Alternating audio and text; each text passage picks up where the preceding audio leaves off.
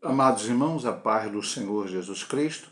Aqui é o pastor Hélio Ornelas, pastor da Igreja Metodista Pentecostal no Morro da Carolina, no Jacatirão do Caxias, na congregação Jardim Santa Marta, Belfor Roxo, e na congregação em Nova Campinas do Caxias, para ministrar mais uma aula da Escola Bíblica Dominical. Nós utilizamos a revista da CPAD, Casa Publicadora das Assembleias de Deus, lições de adultos. Estamos no terceiro trimestre do ano 2024 e o título do trimestre é O Deus que Governa o Mundo e Cuida da Família, os ensinamentos divinos no livro de Ruth e Esther para a nossa geração. E hoje a lição 4, o encontro de Ruth com Boaz. Texto áureo. O Senhor galardoe o teu feito, e seja cumprido o teu galardão do Senhor, Deus de Israel, sob cujas asas te vieste abrigar. Ruth 2,12. Verdade prática. O verdadeiro e puro modelo de bondade é servir uns aos outros de coração, confiando na fidelidade e justiça de Deus. Texto bíblico, a leitura bíblica em classe, é Ruth 2, de 1 a 4, também o versículo 11, versículo 12 e o versículo 14. E tinha Noemi um parente de seu marido, homem valente e poderoso, da geração de Elimeleque, era o seu nome Boaz. E Ruth, a moabita, disse a Noemi: Deixa-me ir ao campo e apanharei espigas atrás daquele em cujos olhos eu achar graça. E ela lhe disse: Vai, minha filha. Foi, pois, e chegou, e apanhava espigas no campo após os segadores. E caiu-lhe em sorte uma parte do campo de Boaz, que era da geração de Elimeleque. Eis que Boaz veio de Belém e disse aos segadores: O Senhor seja convosco. E disseram-lhe eles: O Senhor te abençoe. Respondeu Boaz e disse-lhe: Bem, se me contou quanto fizeste a tua sogra, depois da morte de teu marido, e deixaste a teu pai e tua mãe, e a terra onde nasceste, e vieste para um povo que antes não conheceste. O Senhor galardoe o teu feito, e seja cumprido o teu galardão do Senhor, Deus de Israel, sob cujas asas te vieste abrigar. E sendo já a hora de comer, disse-lhe Boaz: Achega-te aqui e come do pão e molha o teu bocado no vinagre. E ela se assentou ao lado dos segadores, e ele lhe deu do trigo tostado, e comeu, e se fartou, e ainda lhe sobejou. Vamos então para a nossa introdução. Na lição anterior, o assunto central foi a amizade entre Noemi e Ruth, sogra e nora. Nesta, um novo personagem entra em cena, Boaz, o parente remidor. Veremos como Deus da providência recompensa os que se doam a bons relacionamentos. Então, nós estamos estudando esse trimestre os livros de Ruth e o livro de Esther. Vamos estudar esses dois livros. Os dois únicos livros na Bíblia que têm o nome de mulheres. Estudamos uma primeira lição, onde houve uma ideia geral do que iríamos estudar no trimestre. Depois vemos, então, na segunda lição, estudando em geral o livro de Ruth, a sua estrutura. E na semana passada nós vimos, especialmente até na introdução da lição, que há três personagens principais, lógico que existem outros secundários, mas três principais nessa história relatada no livro de Ruth. Ruth, obviamente, Noemi e Boaz. Mas semana passada o assunto era somente Ruth e Noemi, amizade em que elas mantiveram como nora e sogra. Estudamos isso. E hoje nós vamos ver Boaz entrando na história a partir do capítulo 2. Vamos ver as circunstâncias que aconteceram aqui neste livro. Né? Em todo o livro nós vamos ver o mover do agir de Deus. Então, vamos aqui para Boaz, o remidor. Primeiro ponto é um homem próspero. O capítulo 2 de Ruth nos apresenta Boaz, um homem valente e poderoso da geração de Elimeleque. Ruth 2, versículo 1. Os termos valente e poderoso referem-se ao caráter íntegro e à influência de Boaz, além de seu poder econômico. Um grande produtor rural, Boaz tinha plantações de cevada e trigo e muitos trabalhadores a seu serviço, como está em Ruth 2, capítulo 5, o versículo 5, versículo 6 e versículo 23. Reunia qualificações e condições para cumprir o papel de remidor. Logicamente, para ele ser remidor, ele teria que ter condições para remir, para pagar o preço, para comprar novamente tudo aquilo que era referente a Elimeleque, e com a sua morte, referente à morte dos seus filhos, referente a Noemi, que ela havia perdido por causa do seu estado de pobreza. E para que ele pudesse comprar, ele teria que ter essa qualificação também econômica. Então, era um poderoso, influente no meio da sociedade de Belém, e era um grande produtor rural, como o texto nos deixa claro isso. Além, e esta talvez seja, com certeza, a principal característica dele, ele era um parente de Elimeleque, né? Como o texto diz, acabamos de ler aqui, e vamos repetir, né, que ele cita aqui, esse versículo 1, né, do texto bíblico em classe, que ele cita aqui: tinha Noemi um parente, seu marido, um homem valente e poderoso da geração de Elimeleque, e era o seu nome Boaz. Nós vamos ver durante a lição aqui que não há uma ideia que ele fosse, qual parentesco que ele tinha. Dentro da tradição judaica, entende-se que ele fosse um primo de Elimeleque. Mas isso aqui não tem. Vamos ver aqui a sequência da história. Segundo ponto é Goel e Levir.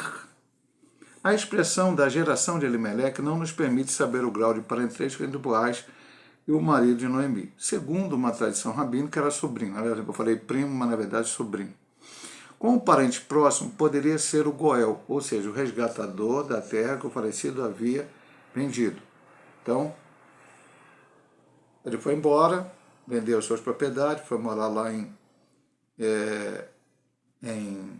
Moab. Uma decisão que provavelmente, com certeza, não foi uma boa decisão. Não era aquilo realmente que o Senhor queria que ele fizesse, mas assim o fez. E acabou falecendo lá naquele lugar. Acabou seus filhos falecendo. Quando Noemi volta, ela volta agora pobre, sem nada, por causa das dificuldades relativas a tudo isso que aconteceu. Como também, então ele era dentro da parte, nós falamos de hebraico, Goel, ou seja, o resgatador da terra. Como também poderia cumprir o costume antigo do casamento. Vamos ler aqui, é sempre uma leitura bíblica. Este texto, que é um texto da leitura bíblica em classe, ele vai contar uma história anterior à lei e que depois ela foi ratificada na lei de Moisés. 38, do 6 a 11. É um fato que aconteceu com a família de Judá. Judá, pois, tomou uma mulher para Era, o seu primogênito, e o seu nome era Tamar. Então Judá teve 3 filhos. Então havia o seu primogênito, chamado Er. Ele tomou uma mulher para ele. Era assim que acontecia os casamentos naquela época. Então, provavelmente era arranjado, o pai via lá qual era a melhor esposa. Muitas vezes era assim que acontecia. E ali aconteceu. Porém, aí sempre tem essa condição adversativa para a gente entender. Contudo, porém, entretanto, o primogênito de Judá era mau aos olhos do Senhor, pelo que o Senhor o matou. Então não sabemos o que fazia, mas fazia algo que desagradou o Senhor, e o Senhor permitiu que ele morresse. Então disse Judá a Onã, seria o seu segundo filho: entra a mulher do teu irmão e casa-te com ela e suscita semente a teu irmão. Então ele tinha um segundo filho. Onã, porém, soube que essa semente não havia de ser para ele. Mas essa semente não era todos os filhos que ele tivesse com Tamar. Seria o primeiro filho. Depois ele poderia estar casado com Tamar ainda, e ele poderia, então, ter outros filhos que seriam contados dele. Mas o versículo nos diz que quando entrava a mulher de seu irmão, derramava aconteceu que quando entrava a mulher de seu irmão, derramava na terra para não dar semente ao seu irmão. Vamos falar o português claro aqui. Na hora de ejacular, então, o sêmen dele entrar na mulher e, enfim, haver a concepção, ele ejaculava fora dela, de forma que ela não teria filhos dele. Então ele mantinha relações sexuais, ele tinha ela como mulher, mas não queria dar semente a seu irmão. E o que aconteceu? O que fazia era mal aos olhos do Senhor, pelo que também o matou. Então, aconteceu. Veja que um irmão era dado a outro. Então disse Judá a Tamar, sua nora, fica-te viúva na casa de teu pai, até que Selá, meu filho, seja grande, por conta disso, para que porventura não morra também este com seus irmãos. Assim foi Tamar e ficou na casa de seu pai. Então veja bem, amado irmão, depois tem umas outras histórias aqui que eu não vou entrar aqui no momento, sobre essa situação. Depois isso foi colocado na lei de Moisés. Esse texto aqui está na leitura de segunda-feira do nosso texto básico. Então eu vou ler até Deuteronômio 25, que você vai ver que lá na lei de Moisés, então agora veio a designação que isso fosse feito. Antes foi feito por Judá, não mostra se foi feito por outras pessoas, até que não mostra morte de filhos, mas isso é feito. Então vamos ver aqui, a obrigação de homem casar com a viúva de seu irmão.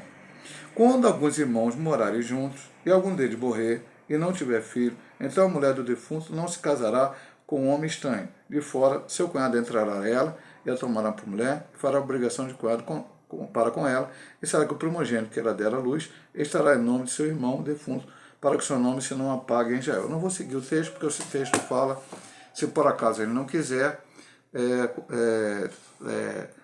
descalçaria os seus pés, teria uma série de situações lá. Então, aqui já seria uma outra história. Eram duas prescrições distintas, contidas na lei de Moisés. A do resgatador prevê que quando o israelita ficasse pobre, precisasse vender suas terras, seu parente mais próximo tinha o dever de comprá-las de volta a restituir-lhe. E se o hebreu fosse comprado como escravo por um estrangeiro, seu parente tinha o dever de resgatá-lo. Levítico 25, 28, 47 e 59. Já a lei do Levirato, que é essa da família de Judá e depois na lei de Moisés, previa que o irmão do cunhado, Levi, se casasse com a viúva e suscitasse a descendência ao falecido, como está citado aqui agora que eu já li. E também tem depois aquela história, Mateus 22, 24, 48, quando foram falar para Jesus, uma mulher teve um marido, foram tentar Jesus, os saduceus que não acreditavam na ressurreição, para falar que uma mulher teve 7 maridos e não teve filho com nenhum no céu, que seria marido de quem? E Jesus falou que lá no céu não vai haver essa questão de casamento. Tudo indica que essa prática foi ampliada, seguindo uma ordem de parentesco mais abrangente, semelhante à do resgatador. No caso de Boaz, havia um revidor mais chegado que ele. Então, o que ele explica aqui nesse ponto 2? Na lei de Moisés, e também no episódio anterior da família de Judá, era o irmão. Então, o levirato. Vamos começar pelo levirato e não pela outra parte. A pessoa morria. Então, tem um irmão mais próximo dele, que está ali. Esse irmão casava com aquela cunhada que não teve filhos do seu esposo, então ficou uma viúva sem filhos, tomava ela por mulher, e a primeira criança que nascesse seria contada como descendência do seu irmão, para que o nome dele não fosse apagado. E já é muito chegado a genealogias, vamos ver genealogia em crônica, vamos ver genealogia nos evangelhos. Então você vai ver que era fulano, filho de Cicrano, filho de Peltano, filho de Betano, filho de Cicrano. Então, esse nome não seria apagado, porque não se contaria para ele. Mas aqui, no texto, parece que isso foi mais adiante. Porque se ele era sobrinho de Elimeleque, ele não era irmão de Malom. Quilion tinha sido morto também. Então, não tinha um outro irmão. Então, aparentemente, pela lei, estava desobrigado a essa questão de casar com Ruth. Mas quando ele fez o resgate dos bens, a parte primeira que eles chamam de Goel, aqui no hebraico, que é o resgatador, o parente mais próximo, embora aqui no final tenha essa explicação, e depois nós vamos ver, talvez mais especificamente na lição seguinte, que havia um resgatador mais próximo, mas aí esse não quis casar com Ruth, então ele ficou com esta obrigação e assim o fez. Louvado seja o nome do Senhor. Vamos para a última subdivisão desse ponto, que nos mostra quem era Boaz. Temor e respeito. A saudação de Boaz a seus empregados demonstra que ele temia a Deus. Na invocação a Jeová, o Senhor seja convosco, dirigida a todos os seus segadores, indica também seu respeito aos que com ele trabalhavam. Os empregados lhe retribuem com uma saudação também amistosa e piedosa. O Senhor te abençoe. Patrões e empregados devem se tratar com muita consideração, reconhecendo a posição e o papel próprios de cada um na relação de trabalho. Então ele cita aqui Efésios, volto a repetir, isso aqui é um estudo bíblico, a autor da lição, logicamente, está em alguns pontos dando a sua opinião sobre determinado assunto, mas ele procura sempre respaldar com a Bíblia Sagrada. Então, em Efésios 6, do 5 ao 9, diz o seguinte: vós servos, obedecei a vosso Senhor, segundo a carne, com temor e tremor, na sinceridade de vosso coração, como a Cristo, não servindo à vista como para agradar aos homens, mas como servo de Cristo, fazendo de coração a vontade de Deus, servindo de boa vontade, como ao Senhor e não como aos homens, sabendo que cada um receberá do Senhor todo o bem que fizer, seja servo, seja livre. E vós, senhores, fazei o mesmo para com eles, deixando as ameaças, segundo também que o Senhor deles e vosso está no céu, e para com ele não há acepção de pessoas. Então ele vai mostrar aqui uma característica de Boaz. Essa característica não tem a ver com Ruth, não tem a ver com Noemi diretamente falando, não tem a ver com até o fato dele ser um remidor, o título geral da lição, que é essa ideia, né, onde ele veio resgatar, remir a situação de Noemi e do falecido Elimeleque. Mas aqui ele mostra, primeiro, o seu temor a Deus. O Senhor seja convosco. Ele encontra seus segadores, isso está aqui, né, mais uma vez usando a leitura bíblica em classe, né, versículo 4, e eis que Boaz veio de Belém e disse aos segadores: o Senhor seja convosco, e disseram eles: o Senhor te abençoe. Quando isso aconteceu?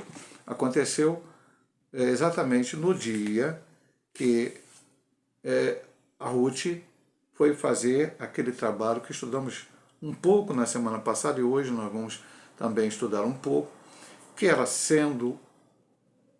vindo com Noemi, aceitando o povo de Noemi como seu povo, aceitando o Deus de Noemi como seu Deus, mas Noemi estava numa situação difícil. E ela precisava, então, como uma pessoa pobre, assim como Noemi, fazer aquilo que a lei de Moisés mandava, deixava que a pessoa ir lá e pegar o resto daquilo que caía da colheita. Vamos ver nessa lição, daqui a pouco vai ser dito isso, Deus direcionou ela para o campo, certo? E ela foi no campo Boaz. E Boaz, em um determinado momento, ele veio de Belém, né, porque os campos eram nos arredores, e lá chegou e saudou os seus empregados de uma maneira cordial, assim como os empregados responderam a ele. E o que significa aqui que o autor quer dizer? Ele tinha temor a Deus e tratava bem os seus empregados, tanto é que os empregados também assim reconheceram. E isto é um exemplo para nós. Pastor, é o exemplo principal do livro de Ruth? É o exemplo principal desta lição? Não, o autor está procurando nos mostrar coisas, lições acima da principal do livro. Talvez a principal lição do livro de Ruth é a remissão feita por Boaz. E também o fato do filho nascido dele, de Ruth, ser bisavô de Davi. Mas, aqui nos mostra, na semana passada, um bom relacionamento em nora e sogra. Falamos isso muito semana passada. Hoje, no Brasil de hoje, hoje talvez um pouco menos, mas no Brasil, a nora e sogra tem que ser inimiga, uma não gosta da outra, a sociedade faz piada, não sei o quê. Não é por aí. Principalmente para aqueles que são remidos e lavados no sangue do Cordeiro. E também, patrões e empregados não precisam entrar numa situação conflituosa. Os patrões, como diz lá o texto de Efésios, como acabamos de ler para os irmãos aqui, versículo 9, vós, senhores, fazei o mesmo para com ele, deixando as ameaças, também o Senhor Deus, vós está no céu, que para com a acepção de pessoas. Então, tratar bem os empregados reconhecerem e trabalharem corretamente, isso é muito importante nos dias de hoje. Eu trabalhei por muito tempo secularmente numa empresa, além de ser pastor, e vi lá no meu local de trabalho pessoas que, na ausência do patrão, simplesmente não queriam trabalhar. Se o patrão chegasse perto, todo mundo trabalhava. Não só na empresa que eu trabalhei, mas em outras que eu tive convívio com pessoas. E assim é normal, não sei, para pessoas que não têm Jesus no coração. Mas para nós que somos cristãos, não.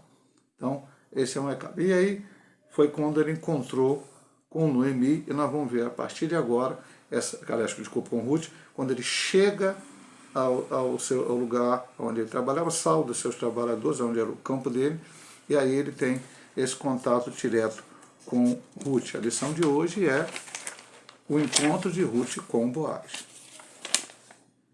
O carinho de Boaz com Ruth, para com Ruth, é a segunda subdivisão. Segundo ponto, vamos ver aqui a primeira subdivisão. A pureza não exclui a ternura.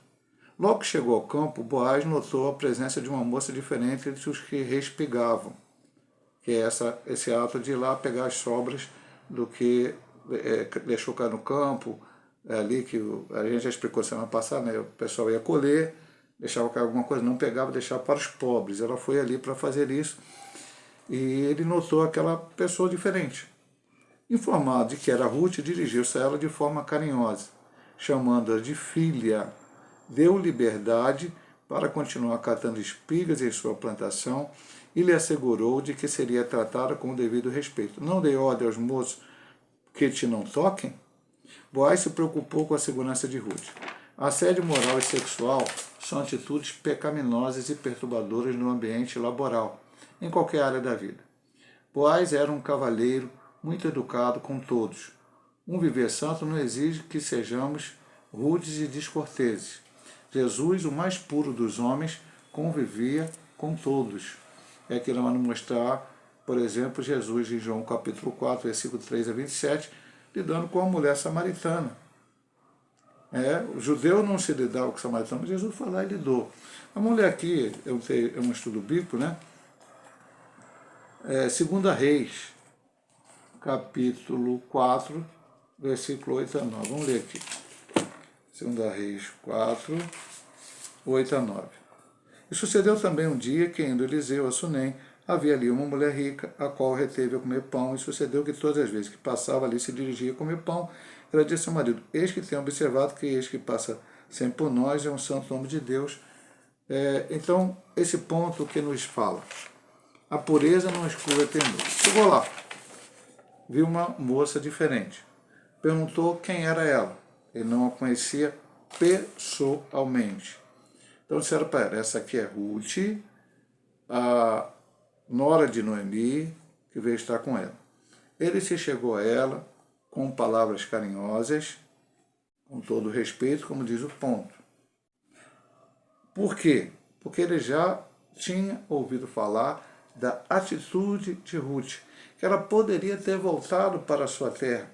A sua sogra deu essa escolha para ela, mas ela decidiu seguir a sua sogra sem que a sua sogra pudesse lhe dar nada em troca. E veio ali, e até essa atitude que ela estava tendo ali, de ir lá colher alguma coisa, pegar alguma coisa que sobrasse, para poder levar o alimento para a sua sogra, que não tinha mais condições de fazer isso, era uma atitude muito interessante. E aí ele fez várias coisas ali, falou para ela depois lanchar junto com as pessoas que estavam com ele, quase tratando ela como fosse um dos seus empregados, disse para os moços, mas não molestar ela. E aqui ele diz um ponto importante nesse ponto, mais uma vez, uma lição tirada, não é a lição principal do livro de Ruth, deste estudo não, mas é uma lição que precisamos tirar. Assédio moral ou qualquer outro tipo de assédio no ambiente de trabalho, que ele aqui chama de ambiente laboral, ou qualquer outro lado, não é bom, não é certo. Não deve acontecer. Né? O que é o assédio sexual? É fazer propostas indecentes, seja o homem para a mulher para o homem, no ambiente de trabalho ou qualquer outro ambiente. Não. Isso não deve acontecer. Ah, pastor, mas se for entre dois solteiros? Não, os dois solteiros, o rapaz quer namorar a moça, ele conversa com ela e pergunta se ela quer namorar com ele. E se ela disser que sim, ok, então eles saiam, vão fazer um lanche, qualquer coisa, aí um parque, sei lá, se conhecer, conversar, mas nada de assediar. Não, não, não, nada disso. E hoje nós vemos que existe isso demais na sociedade, inclusive a lei brasileira até proíbe, e é importantíssimo que isso aconteça, e outros tipos de assédio também. Então é uma lição que está aqui. Boaz não fez isso, Boaz tratava bem os seus empregados, tratava bem as pessoas que necessitadas que iam ali, não foi só Ruth, mas outras pessoas também, que iam ali colher o restante das coisas no seu campo. Então, depois da segunda subdivisão, Deus estava agindo. A atitude de Boaz surpreendeu Ruth.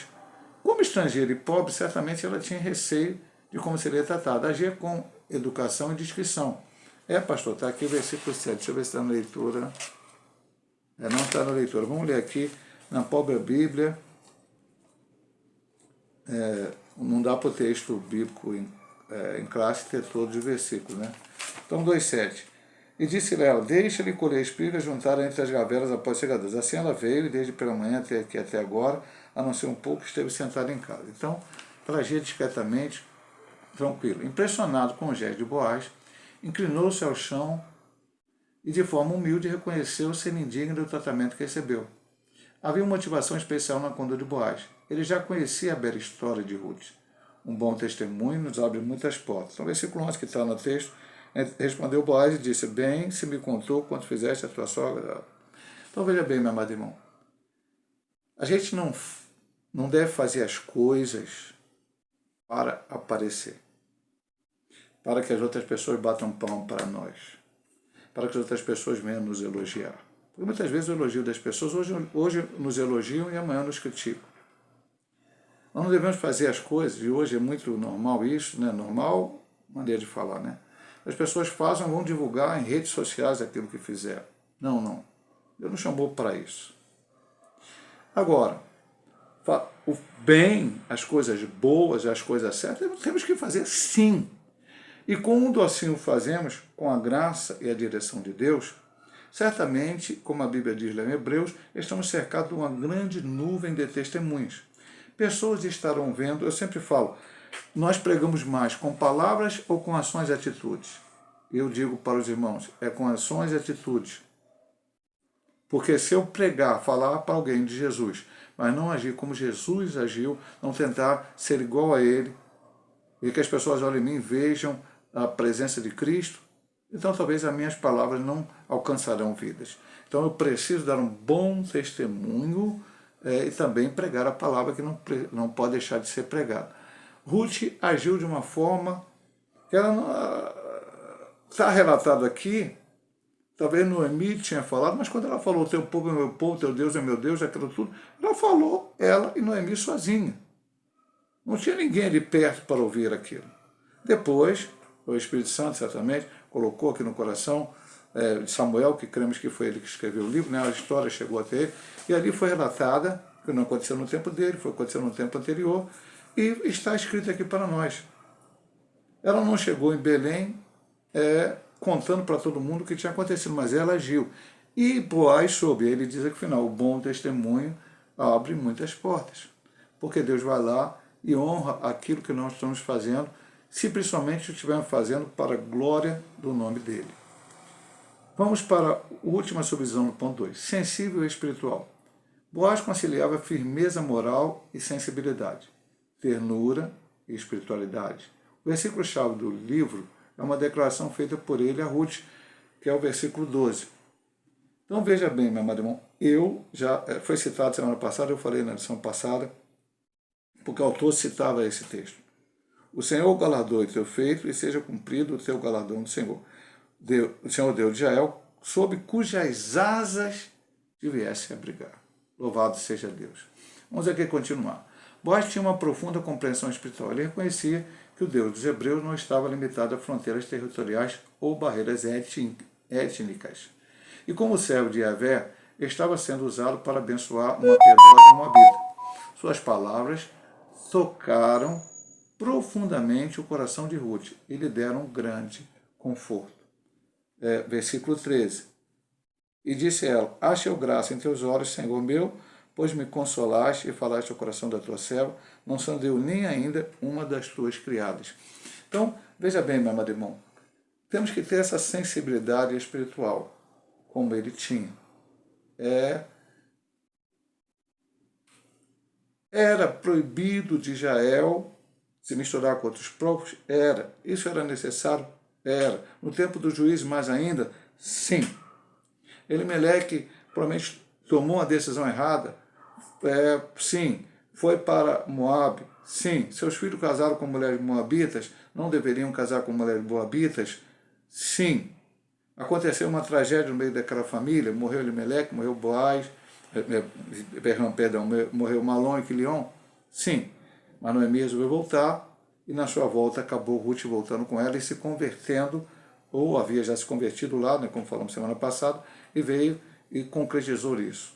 Aí Deus vai e abençoa a família de Ruth e Noemi através da remissão de Boaz, que é o título da lição, que é a ideia da lição. A gente vai estudar semana que vem de uma forma, mas hoje é um encontro, né? Mas que depois ele concretizou com remissão.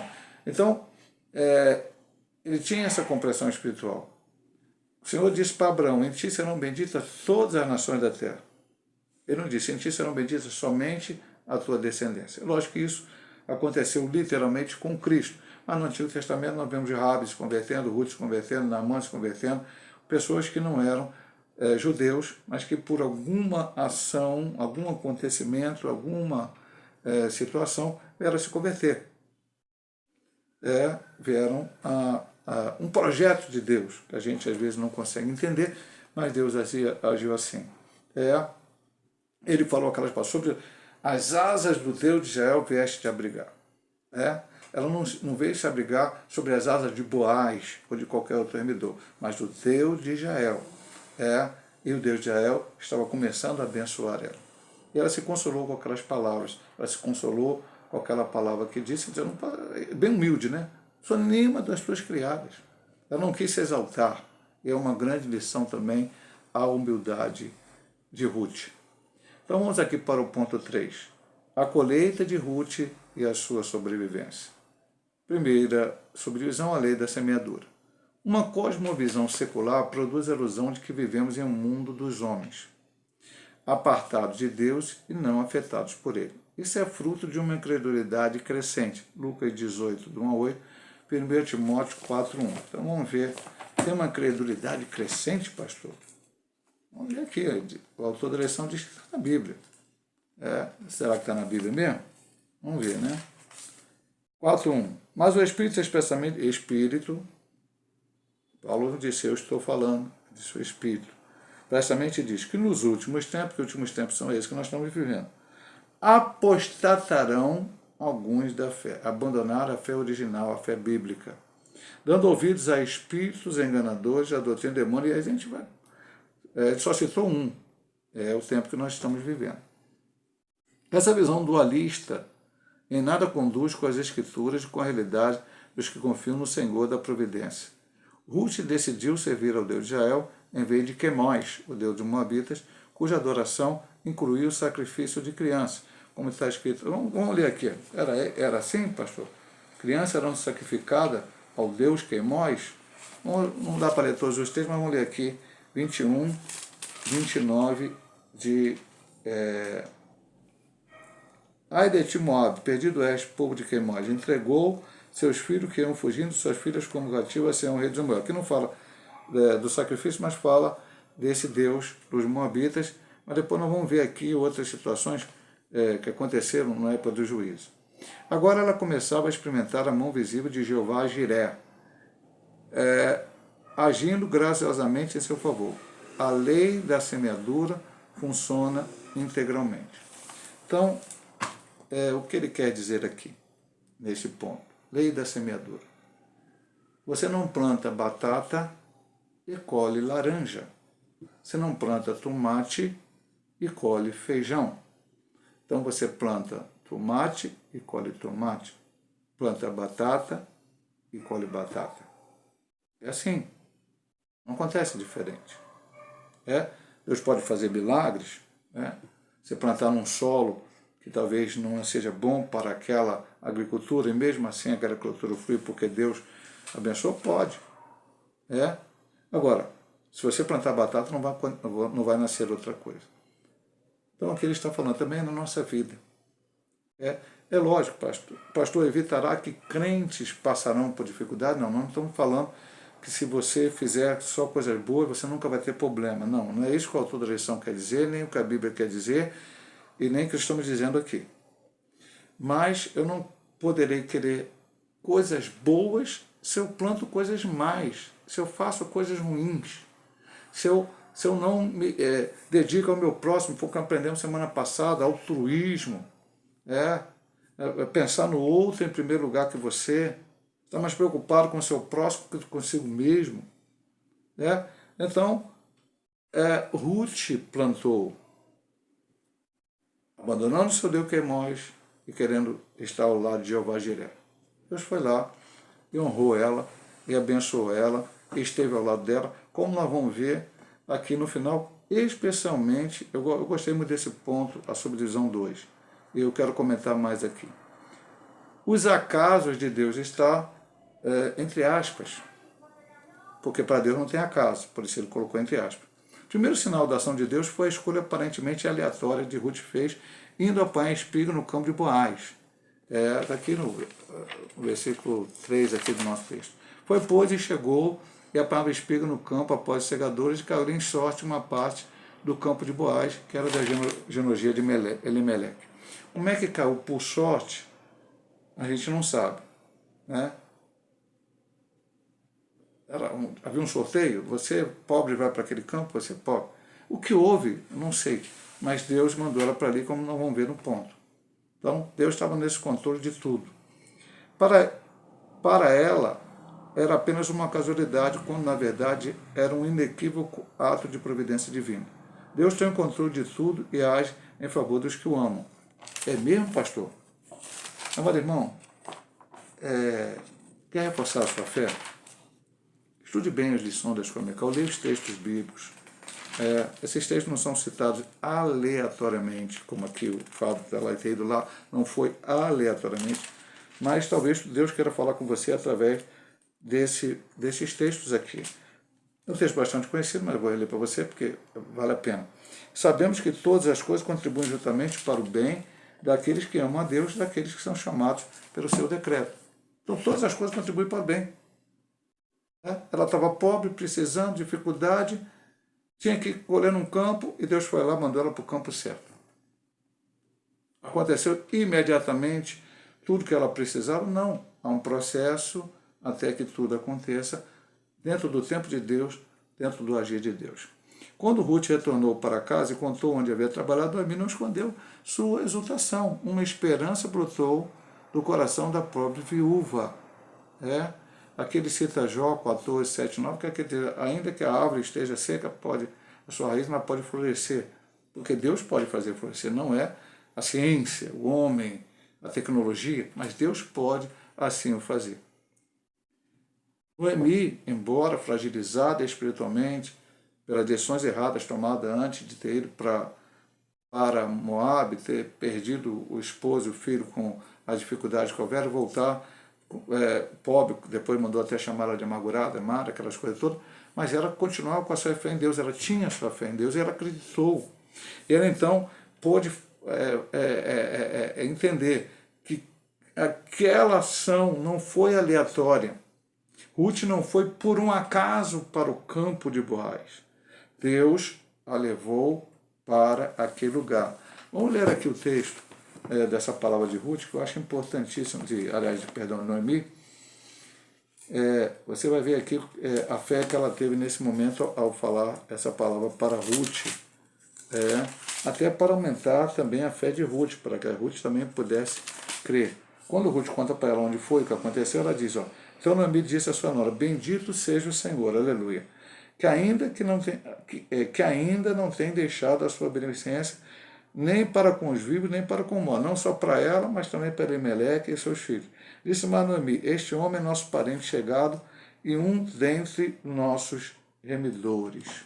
Então veja que Noemi reconheceu o agir de Deus e transmitiu isso para Ruth.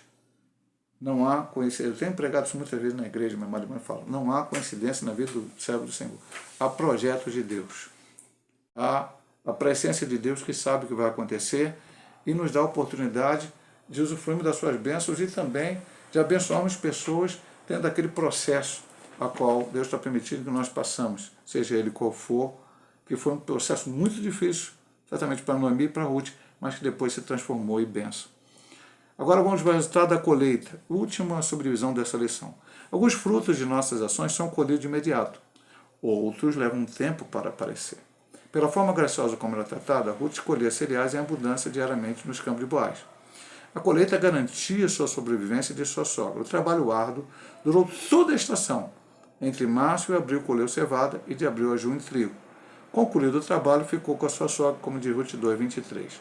Uma colheita ainda maior será feita por ela em tempo oportuno. Seria feita por ela em tempo oportuno. Nosso Deus trabalha por aqueles que nele esperam. Então, Eclesiastes falou que ela faria uma colheita, pastor? Eclesiastes fala algo profundo para nós. Essa palavra não é para Ruth, mas para todos nós. Tudo tem o seu tempo determinado e é tempo para todo propósito debaixo do céu. Então, começando porque ele diz, alguns frutos de nossas ações são colhidos de imediato. E o que é colher de imediato? Foi uma grande abundância de comida diariamente. Vimos semana passada. Tem que trabalhar. O rico não é obrigado a dar ao pobre para ficar em casa com a perna para cima e ser sustentado pelo rico. O pobre trabalha e o rico ajuda. Foi o que nós estudamos semana passada. Então, ela foi trabalhar. Boaz não chegou para Ruth, fala, Ruth, volta para casa, fica lá com a sua sogra, que eu vou mandar a comida lá para casa de vocês e vocês vão ser sustentadas. Ele poderia até fazer isso, mas havia todo um processo que deveria ser feito e Ruth demonstrou a sua humildade, o seu amor, a sua dedicação. Aprendemos muito com essa atitude de Ruth e ela ficou ali trabalhando. Todo dia tinha que acordar. Durante esse tempo, olha só, ele fala aqui, março, abril e depois maio e junho. 4 meses, colheita da cevada e depois do trigo. E todo dia ela levava para casa a comida. E durante esse tempo, e também certamente não foi só durante esse tempo, foi guardado alguma coisa, não houve fome para ela nem para a sua sogra. Quem estava provendo era o trabalho de Ruth? Sim, Ruth estava fazendo a parte dela, mas Deus estava prosperando. O que vai te abençoar hoje? É a tua força de vontade, é o teu querer, é aquilo que você faz, é aquilo que... Não. Quem faz eu acordar todo dia? Hoje eu não trabalho mais secularmente, só apenas no pastorado, mas durante 32 anos trabalhei numa só empresa. Para eu chegar lá na empresa, poder trabalhar durante aquelas 8 horas diárias, e às vezes mais de 8 horas, eu tinha primeiro que acordar de manhã e respirar.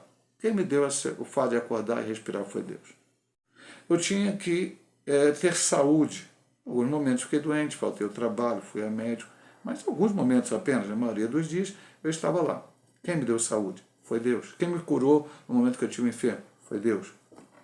Eu tinha que pegar um ônibus dentro do Rio de Janeiro, que já naquela época era violento, hoje é um pouco mais, mas ser livre de situações. Deus me livrou várias vezes de situações de poder chegar lá e trabalhar. Tinha que ter inteligência para fazer aquilo que era me cobrado, aquilo que era me pedido, para trabalhar. Não foi, você estudou.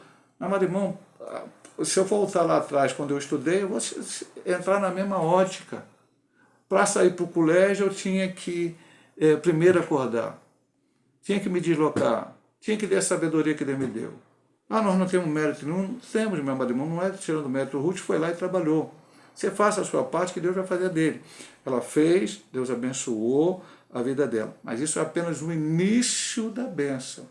A bênção maior viria depois na parte da remissão, quando nós vamos ver na próxima lição, onde estaremos estudando essa parte e encerrando o estudo do livro de Ruth na lição 5, porque a partir da lição 6 já estaremos estudando o livro de Esther. Então, tudo tem um processo. Hoje no Brasil as pessoas querem ficar ricas sem estudar, sem trabalhar. Tá uma loucura aí. E até vou falar uma coisa aqui que está totalmente fora de lição. Para os crentes da minha igreja, para o crente da outra igreja. Cuidado, meu irmão. Antigamente tinha o jogo do bicho. O jogo do bicho é proibido, é contravenção, não faça. Embora, infelizmente, conheça alguns crentes que jogam, não deveriam. Depois loteria esportiva, loto, cena. Hoje tem as bets. E tem gente ficando viciado nesse negócio. Cuidado, meu irmão.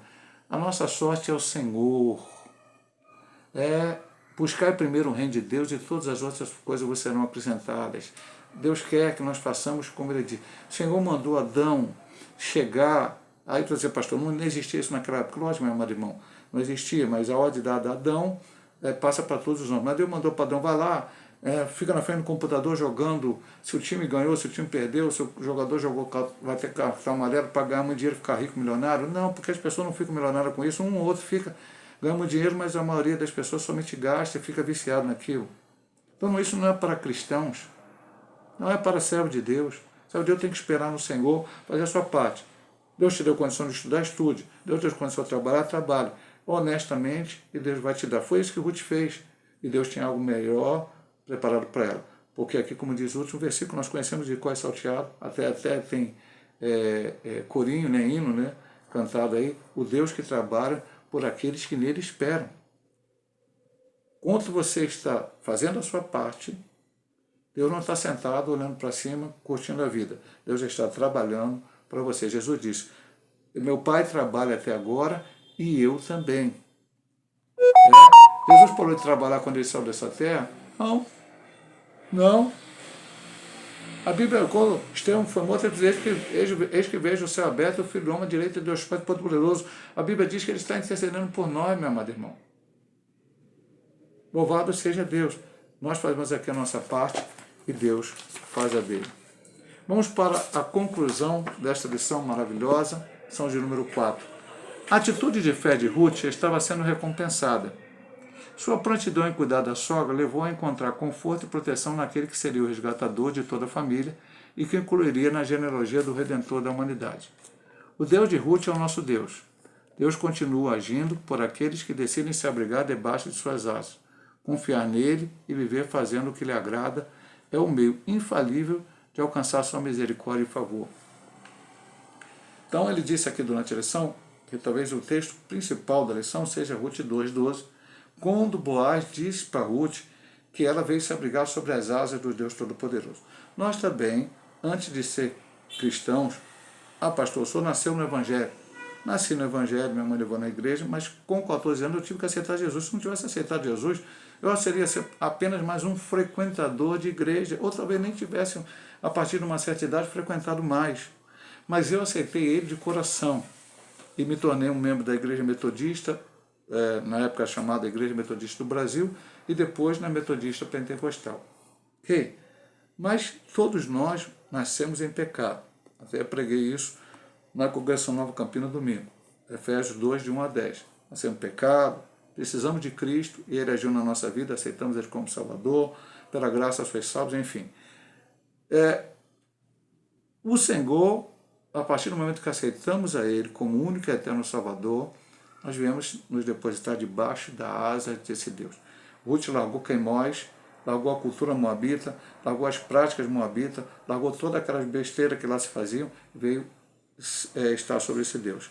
Ele diz aqui uma palavra tremenda, o Deus de Ruth é o nosso Deus. É mais fácil a gente falar, se o Deus de Abraão, Isaac e Jacó, e era o Deus de Abraão e Isaac, o Deus de Moisés, o Deus de Davi, o Deus de Salomão, o Deus dos grandes heróis da fé, mas aqui ele está falando do Deus de Ruth. Ruth é alguém que se converteu, alguém que aceitou ao Deus de Israel. E se você vem se abrigar sobre as suas asas, se você confia no Deus de Ruth, diz assim, confiar nele e viver fazendo o que lhe agrada é o meio infalível de alcançar a sua misericórdia e favor. Ou seja, eu apenas não estou sobre as asas de Deus. Eu confio nele, ou seja, meu futuro está na mão dele. Ele, na hora certa, vai agir. Vimos alguma parte do que Deus fez na vida de Ruth nesta lição, na vida de Ruth e Noemi. Na lição seguinte, que é o casamento de Ruth e Boaz, a remissão da família, que vamos estudar semana que vem, já vamos ver a outra parte em que Deus agiu, e talvez seja, entre aspas, a parte principal, a parte final, onde vamos ver esse casamento, a remissão, o filho que nasceu, esse filho chamado Obed, ela passou então a ser está na genealogia de Cristo, ser citada lá em Mateus. Enfim, meu amado irmão, Deus seja louvado. Deus seja louvado. Possamos acreditar nesse Deus. possamos confiar nesse Deus, possamos realmente fazer a sua vontade, porque Ele tem muitas bênçãos para nos dar. Jeremias nos diz, Lamentação 3:22, a misericórdia do Senhor são as causas de nós sermos consumidos. Ele tem misericórdia, graça, amor, bondade, Ele tem manifestado em nossa vida. Que Deus possa abençoar nosso amado irmão. Se Deus quiser, semana que vem estaremos aqui ministrando mais uma lição em nome do Senhor Jesus Cristo.